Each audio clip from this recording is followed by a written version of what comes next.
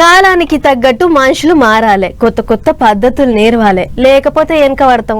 అన్నిటికీ మించి ఇప్పుడు రోజుకో తీరు మారుతున్నది టెక్నాలజీ, రోజుకో తీరు మిషన్లు కనిపెడుతుర్రు.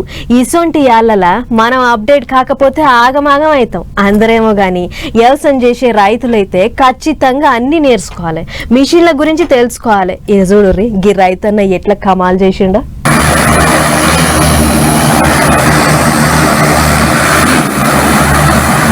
ఆగా చూసిర్రా అన్న ఈ కామాత ఎట్లున్నదో, రెక్కల పురుగు బుర్రు బుర్రు మంది తిరిగినట్టు డ్రోన్ మిచిని అటు ఇటు బుర్రు బుర్రు మంది తిరుగుతాంది.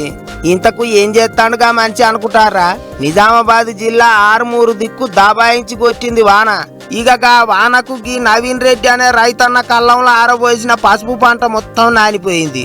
ఓరు నాయనో ఎట్ట చేయాలరా దేవుడా అని ఆలోచిస్తా అంటే దిమాకుల మెరుపు లెక్క గీ ఆవుడి అది అట్టిందట. పంటకు పురుగులు మందులు కొట్టనికే కొనుక్కొచ్చిన డ్రోన్ మిషన్తోని తడిసిన పసుపును ఆరబెట్టిండు. చిలకలకు మందు కొట్టంగా డ్రోన్ మిషన్ చాలు చేసినప్పుడు ఆ ఫ్యాన్ల గాడుపుకు కిందున్న వర్కులు డబ్బాలు కొట్టుకుపోయేదట. గంతగానం గాలి వచ్చేదట. ఆగో అది ఆదికి పెట్టుకున్న నవీన్ అన్న గిట్ల తడిసిన పంటను ఆరబెట్టనికే డ్రోన్ మిషన్ తిప్పితే బగ్గా పనిచేస్తుందని ఆలోచన చేసిండు. తడిసిన పసుపు పంటను ఆరబెట్టిండు. డ్రోన్ గాలికి పసుపు మంచిగా ఆరిందట. అంతేకాదు పసుపులో ఉండే కర్కుమిన్ అనే విలువైన పదార్థం కూడా పాడగాలేదట. నిన్న రాత్రి పసుపు పంట మీద అకాల వర్షం పడ్డది.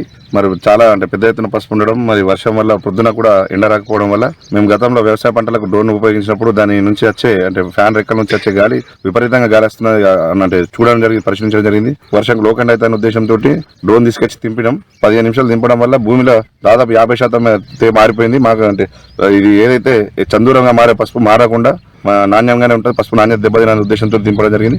అన్న చేసిన ఆలోచన మంచిగానే ఉన్నది కానీ అందరూ రైతులు గిట్లనే చేయాలంటే అవుతుందా? డ్రోన్ మిషన్లు కొనుడు వాటిని తిప్పుడు అంటే అందరికి తెలుస్తుందా?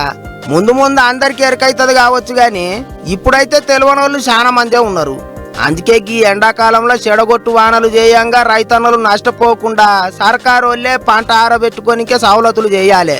వాన వస్తే తడవకుండా వర్కులు పంచాలి, కళ్ళాలు ఏర్పాటు చేయాలి అని అడుగుతాండ్రు రైతన్నలు. చూడాలి మరి అటువంటి ఆలోచనలు ఏమైనా చేస్తారో.